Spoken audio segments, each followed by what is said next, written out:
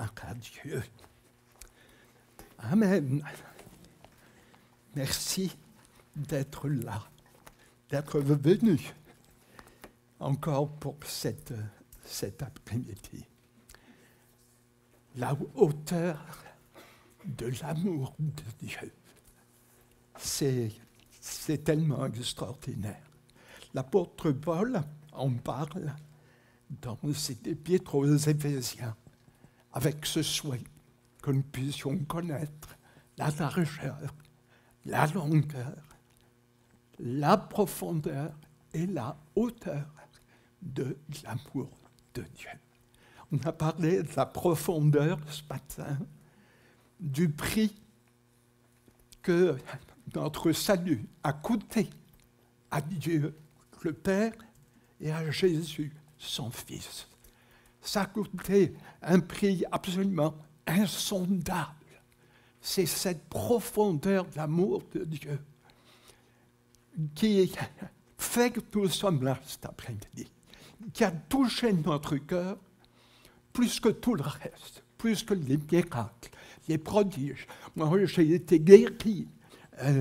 On a pu, chacun peut donner des témoignages de guérison, de bénédiction, de protection, de provision de Dieu. Mais ce qui fait que nous sommes là cet après-midi, c'est parce que notre cœur a été touché par l'amour du Seigneur. Et ce prix payé, cette profondeur de l'amour de Dieu, qui est venu nous chercher au plus profond de nos souffrances, de notre péché. Cet amour-là a triomphé non seulement du péché, non seulement du diable, non seulement, comme il le dira, du monde, mais il a triomphé de la mort. Alléluia. Et c'est pourquoi la Bible nous parle aussi de la hauteur de son amour, parce que Jésus est ressuscité. Et comme il l'avait promis, il allait rejoindre son Père. Et quand il s'apprêtait à remonter vers son Père, il a parlé avec ses disciples. Vous vous souvenez peut-être sur cette montagne. Il leur a parlé juste avant de partir. C'est dans l'évangile de Luc. Et on va peut-être lire ce passage dans l'évangile de Luc.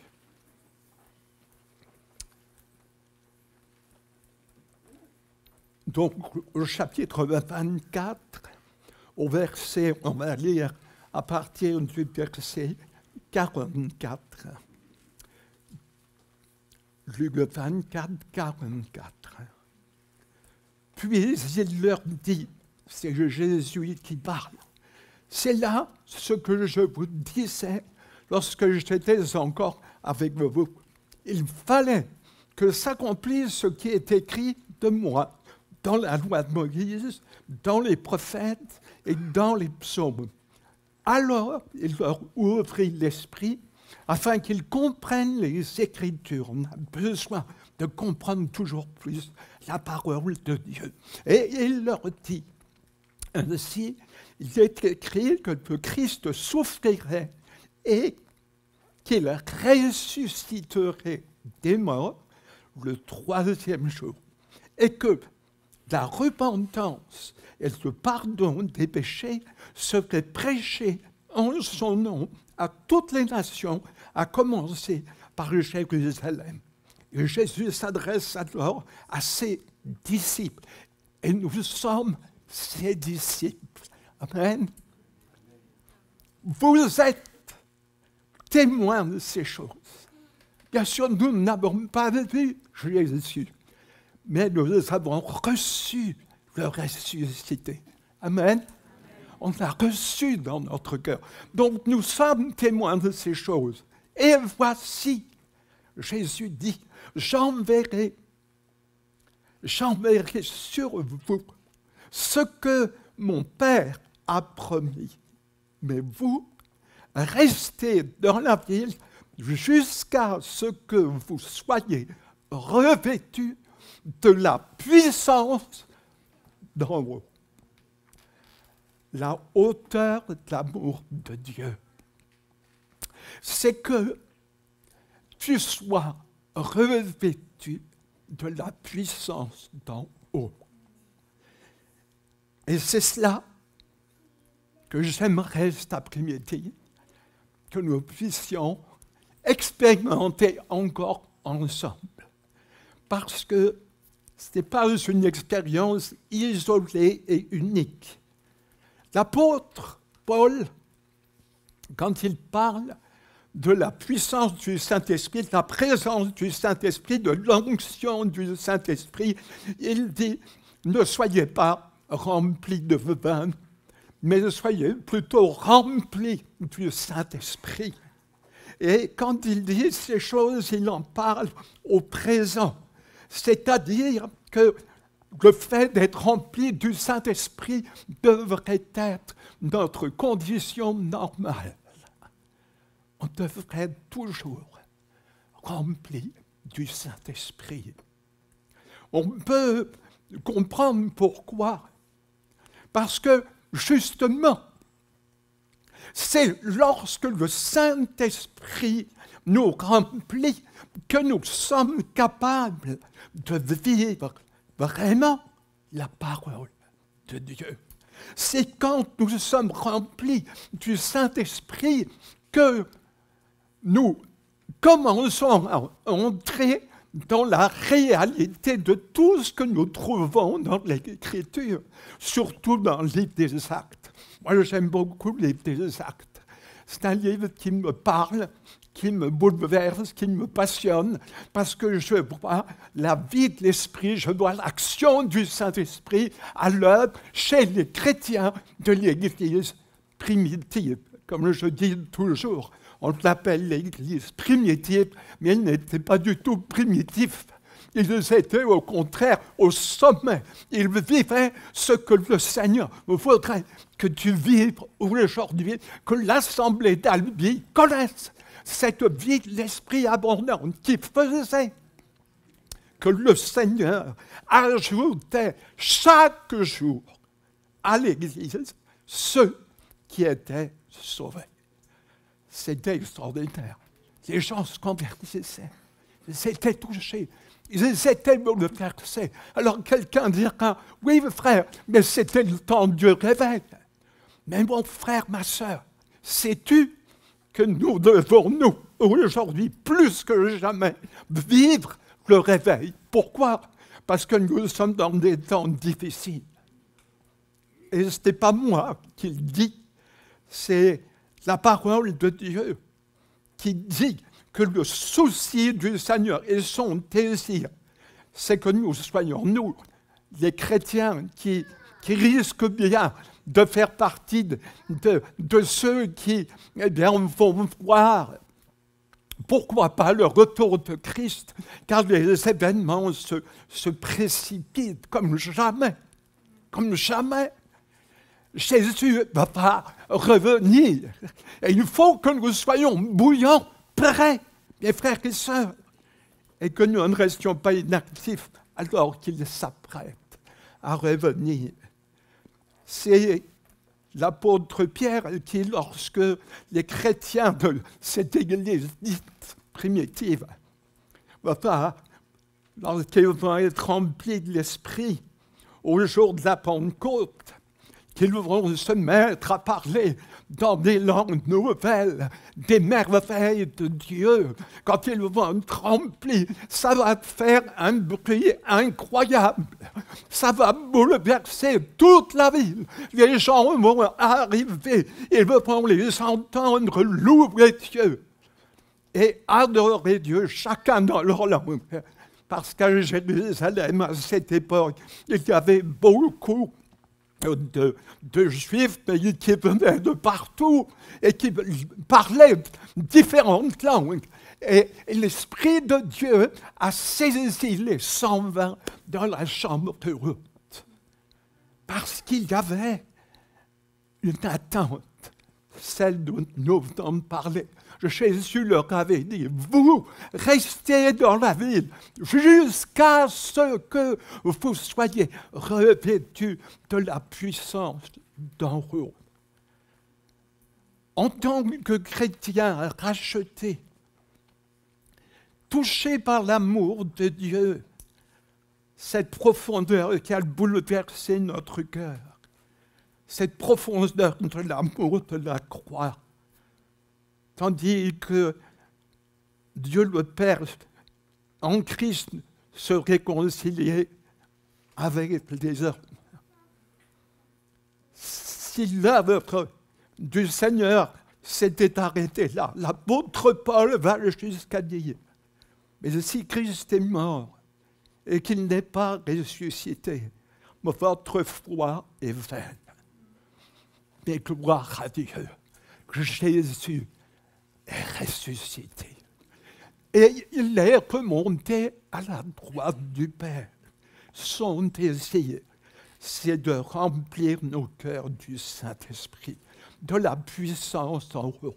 Ne disons surtout pas, je l'ai été une fois, j'ai assez jusqu'à la fin de ma vie. Ce n'est pas ce que la Bible nous enseigne. Nous devons aspirer à être remplis du Saint-Esprit tout à nouveau. Et la Bible dit même constamment. En fait, la parole de Dieu nous dit dans l'Épître aux Éphésiens, Paul le déclare que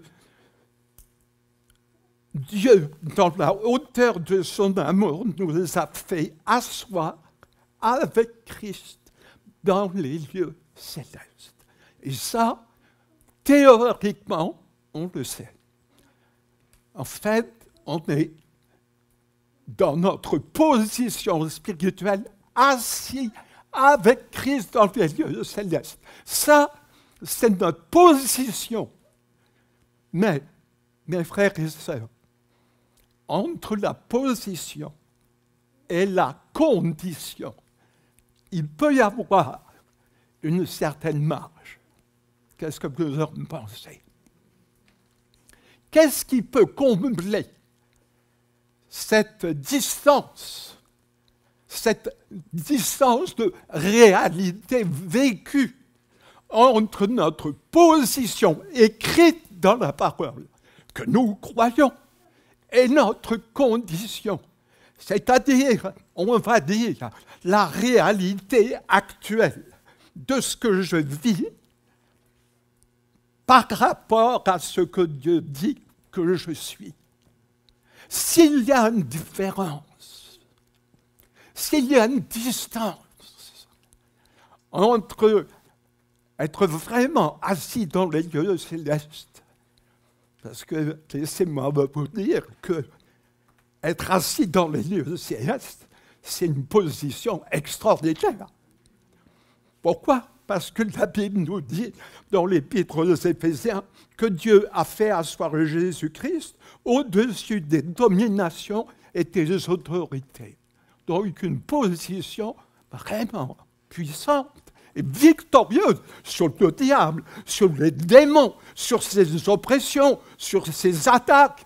Être assis, Jésus est assis au-dessus. Mais puisque nous sommes dans notre position, assis avec lui, ça veut dire que théoriquement, nous sommes aussi dans une position d'autorité sur Satan et les démons. Alléluia. Est-ce que tu le crois? Ce n'est pas moi qui le dis, c'est l'Écriture. Assis avec Christ, ce n'est pas quelque chose qui se fera. Il nous a fait asseoir dans les lieux célestes. Mais donc, je reviens à ce sujet. Qu'est-ce qui fait? Qu'est-ce qui va nous permettre d'entrer dans cette réalité? J'allais dire de la toucher, de la vivre, de l'expérimenter. Mais c'est le baptême d'Esprit Saint, mais pas seulement. Parce que si on veut être biblique, Jésus n'a pas seulement été envoyé pour nous baptiser d'Esprit Saint. Il nous a été envoyé pour nous baptiser d'Esprit Saint et de feu. Vous êtes là? Baptisé d'Esprit Saint et de feu. Le baptême complet de Pentecôte, moi je le trouve dans l'Église primitive. L'Église étalon. Ça peut être le maître étalon, j'ai appris ça à l'école. Il y a un maître étalon, je ne sais plus en quoi il est fait, mais il ne bouge pas, il fait 1 mètre pile, au micron près. C'est le maître étalon. Il y a une église étalon. C'est l'église du chapitre 2 des Actes. C'est l'église qui reçoit la promesse parce qu'ils ont attendu. Eux, ils sont restés 10 jours. Combien de sont prêts à rester 10 jours? Est-ce que j'ai besoin d'attendre 10 jours? Si cet après-midi, tu as vraiment cette confiance, cette foi, que Dieu veut que tu puisses rapprocher ta condition de ta position. Alors la hauteur de l'amour de Dieu veut t'y amener cet après-midi. La Bible promet ceci. C'est l'apôtre Paul qui en parle. Quand il parle au chapitre 7 des Romains, il explique que, eh bien, on peut très bien être croyant, on peut très bien avoir un désir sincère pour plaire à Dieu, mais s'il n'y a pas la victoire, la vie de l'esprit, alors on peut encore être esclave même du péché. Je ne fais pas le bien que je veux, je ne fais pas le mal, je ne fais pas le bien que je veux, et je fais le mal, que je ne veux pas. Dans le chapitre 8, Paul écrit ceci au verset 2. Il dit, la loi de l'esprit de vie en Jésus-Christ m'a affranchi de la loi du péché et de la mort. C'est par la vie de l'esprit, la loi de l'esprit de vie, que je peux être comme arraché à mes impossibilités, à mes luttes humaines, même contre le péché. Eh bien, la Bible dit, c'est la vie de l'esprit, c'est par l'esprit de Dieu que nous sommes plus forts que le péché qui voudrait nous envelopper si facilement. Le baptême d'Esprit Saint et de feu, c'est le baptême complet. C'est un baptême qui ne vient pas seulement nous amener à parler dans des langues nouvelles, mais c'est un baptême dans lequel nous recevrons la puissance. Alléluia! Une autorité, pas la nôtre, celle du Saint-Esprit. Et cette autorité, cette puissance va nous rendre redoutables contre l'ennemi. C'est lui qui doit avoir peur. C'est lui qui doit craindre l'Église, l'ennemi. Et pas nous qui devons le craindre. Si tu es rempli du Saint-Esprit et de feu, tu seras vainqueur sur Satan et sur ses attaques. Parce que la Bible dit dans Ésaïe 59, verset 19, quand l'ennemi viendra comme un fleuve, l'Esprit de l'Éternel le mettra en fuite. Ce n'est pas nous qui mettons en fuite l'ennemi, mais c'est le Saint-Esprit. Nous serons vainqueurs du monde et de sa mentalité, parce que l'Esprit du Seigneur nous rend plus que vainqueurs par rapport à l'esprit de ce monde. Paul dit, nous n'avons pas reçu l'Esprit du monde, mais nous avons reçu l'Esprit de Dieu. Alléluia. nous serons vainqueurs sur notre propre chair. Cette chair qui veut souvent faire le contraire de la volonté de Dieu. Eh bien, si nous marchons par l'Esprit, Paul dit, si vous vivez par l'Esprit, marchez par l'Esprit. Marchez selon l'Esprit.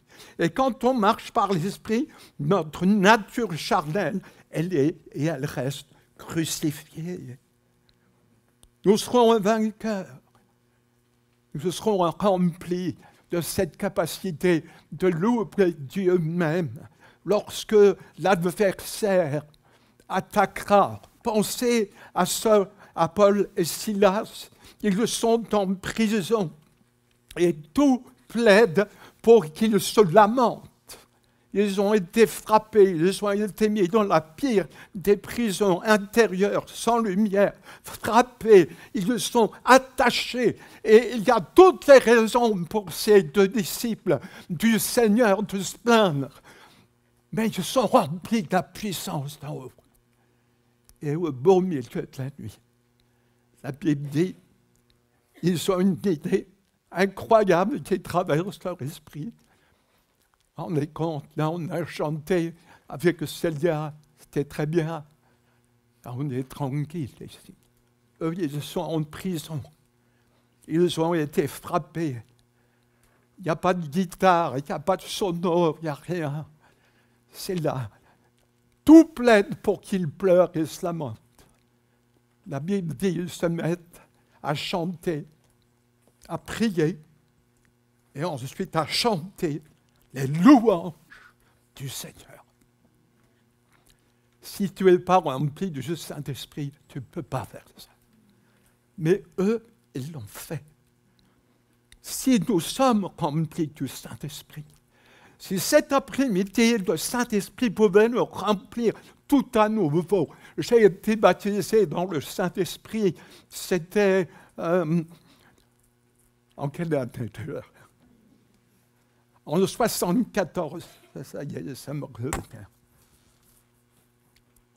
À Pâques 74. Mais je dis, combien de fois j'ai eu besoin d'être renouvelé. Et combien j'aimerais cet après-midi qu'on vive tous ensemble un temps formidable de visitation du Saint-Esprit. Est-ce que vous croyez que c'est possible?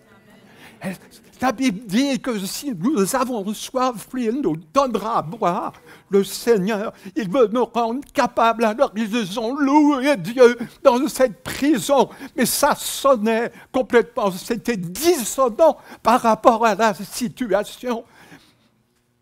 Les prisonniers ont entendu, c'est curieux, locataires de prison, louer Dieu. Ce n'était pas un lieu pour louer Dieu. Mais ils ont entendu. Et tout d'un coup, on l'a chanté. Les murs ont tremblé. Voyez pas que ça tremble cet après-midi. Les murs ont tremblé. Les portes des prisons se sont ouvertes. Les liens des prisonniers ont été rompus. Et même si les portes des prisons étaient ouvertes, aucun prisonnier ne s'est enfui. Je ne sais pas si vous avez déjà réalisé ça. Ils auraient pu dire, allez, excusez l'expression, on se taille. Mais ils ne se sont pas taillés. Ils sont restés. Mais c'était extraordinaire. Les prisonniers, c'est pour ça, le geôlier, il s'est dit, mais toutes les portes des prisons, ils se sont tous. Et il a dit, se tuer. Il a dit, se tuer. Le Seigneur ne veut pas qu'on se fasse du mal, il veut nous bénir. Alors Paul a dit, ne te fais pas de mal, nous sommes tous ici. Il n'y en a pas un qui est parti. Tous. Parce que tous touchés. Des prisonniers. Mais leur vie a été changée ce soir-là, j'en suis certain. Et ce geôlier qui s'apprêtait à se tuer, à détruire sa vie et à détruire sa famille par voie de conséquence. Ne te fais pas de mal. Que dois-je faire? Crois au Seigneur Jésus, tu seras sauvé, toi et ta famille, le jour même. Il se fait la nuit même, il se fait baptiser, la famille se convertit. C'est un miracle. Les prisonniers ne partiront pas. Quand on se convertit à Christ, on a vu des conversions en prison. Ils ne sortent pas de prison parce qu'ils viennent de donner leur cœur à Christ. Ils payent ce qu'ils doivent à la société, mais ils sont changés. C'est plus les mêmes. C'est plus les mêmes. Le miracle. Comment ça s'est passé? 2 hommes enchaînés, remplis du Saint-Esprit, ont été des instruments. Moi, je peux te dire, jeune homme, jeune fille, jeune homme, toi et chacun, même les plus jeunes, Dieu, s'il pouvait te remplir du Saint-Esprit, ferait de toi un disciple redoutable pour Satan. Redoutable. Parce que tu es toi. Est-ce que le Saint-Esprit ferait de toi? La Bible dit dans l'Épître aux Hébreux que le Seigneur, il peut faire de nous des flammes de feu. Des flammes de feu. Quand le feu de l'Esprit, parce que le baptême complet, c'est pas seulement parler en langue, c'est offrir en sacrifice. Pour dire, Seigneur, je t'offre ma vie. Tu m'as sauvé, tu m'as pardonné, tu as changé ma vie. Maintenant, qu'est-ce que je peux faire pour te louer, pour t'adorer, pour te remercier? Donner mon offrande, c'est si peu. Le Seigneur dit, donne-moi ton cœur. Et il ne dit pas ça à un pécheur perdu. Il dit ça à ceux qui sont rachetés. Mon fils, donne-moi ton cœur. Mon fils, ma fille, toi qui m'appartiens, toi que j'ai racheté par mon précieux sang, est-ce que tu veux être rempli de mon feu? Le feu vient sur l'autel des holocaustes. Le feu vient là où on s'offre. J'ai offert ma vie quand je me suis converti. Mais ma vie à l'époque, c'était une vie détruite, souillée, cassée. Je lui ai donné ce pauvre cœur-là. Le Seigneur a sauvé, réparé, guéri, transformé, purifié mon cœur. Mais ce cœur nouveau qu'il m'a donné, il me dit, et il te dit, donne-le-moi. Ton cœur nouveau. Ne reste pas à profiter tout seul du bonheur, de la paix, de la joie que j'ai mis en toi. Donne-moi ton cœur. Je vais l'enflammer de mon esprit et je me servirai de toi pour que tu sois une source de bénédiction. Tout autour de toi, d'abord ta famille, tes proches. C'est toujours comme ça que ça commence, en cercle concentrique, toujours plus large, mais ça commence toujours au plus proche. Notre première église, c'est notre maison, c'est notre famille. Et quand on est rempli d'esprit, alors Dieu se sert de nous d'une manière magnifique. Est-ce que le Seigneur pourrait trouver cet après-midi des cœurs lavés, rachetés, purifiés, qui s'offrent et qui disent, Seigneur, même si j'ai déjà expérimenté quelque chose de ce merveilleux baptême de l'Esprit, personnellement, je pense qu'on peut être rempli du Saint-Esprit toujours plus. Ce qui me fait penser ça, c'est ce que dit Paul aux Éphésiens, en sorte que vous soyez remplis jusqu'à toute la plénitude de Dieu. Et souvent, je fais un sondage comme ça. Qui pense, cet après-midi, être rempli maintenant de toute la plénitude de Dieu? Qui l'a de sa part? Bravo, ça. Moi, je ne le suis pas.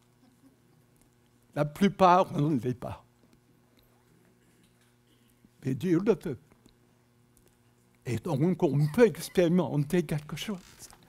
Si cet après-midi, tu pouvais avoir soif, avoir ce désir, avoir cette compréhension pour que ta position devienne de plus en plus proche, ou ta condition de plus en plus proche de ta condition en Christ.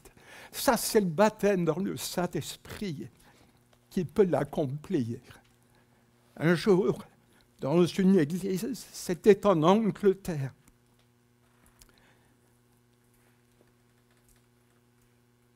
Il y avait des chrétiens qui priaient. Ils priaient pour le réveil dans leur église.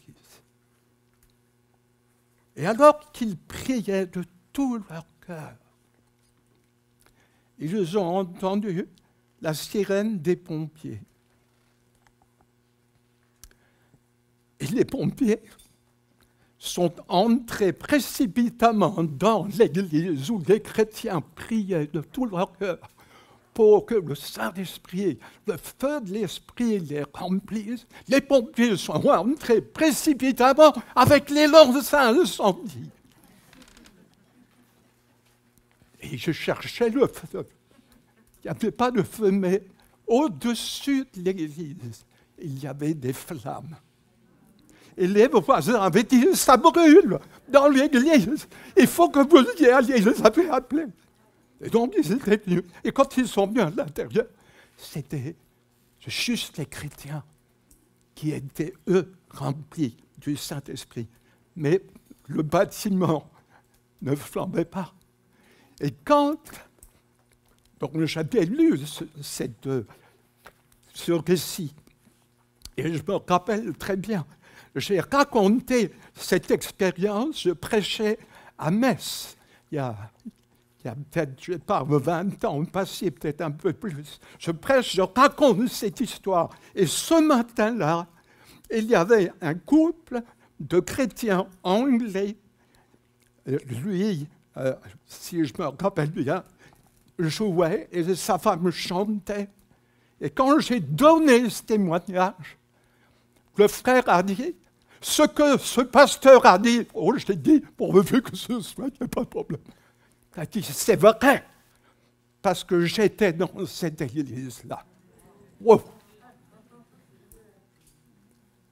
Le feu du Saint-Esprit, ça ne détruit rien. Ça ne fait que remplir nos cœurs. Ça change tout. Tu peux, par la puissance du Saint-Esprit, le Seigneur te dit que tu peux vivre des miracles extraordinaires dans ta vie, dans ton couple, dans ta famille, avec tes enfants et dans ton quartier. C'était comme ça au temps de l'Église primitive. Toutes les choses se passaient simplement. Il n'y avait pas de choses factices, mais il y avait la réalité. Il y avait la vie de l'esprit, la puissance. Et Dieu cherche encore des torches qui sont déjà imbibées d'huile, parce que l'Esprit de Christ est en nous. On l'a reçu. Nous sommes des torches imbibées d'huile. Il ne manque plus que le feu. Tu peux dire, j'ai reçu le Saint-Esprit. Et tu as raison, mon frère. Tu as été imbibé de l'Esprit. Tu vois d'huile, ma tête, ma coupe déborde. L'Esprit de Dieu, lui, il est là. Son amour. Et peut-être quelqu'un ce matin a senti dans sa vie comme cette huile d'amour qui coulait encore sur sa vie. Mais cet après-midi, le Seigneur veut allumer la torche. Alléluia. Pour que tu sois un flambeau qui me brille dans ce monde de ténèbres, portant la parole de vie. Ne reste pas un flambeau seulement imbibé de cette onction.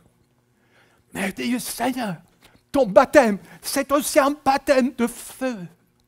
Et je veux que tu embrasses ma vie. Mais il ne te fera pas tant que tu ne te consacreras pas à lui.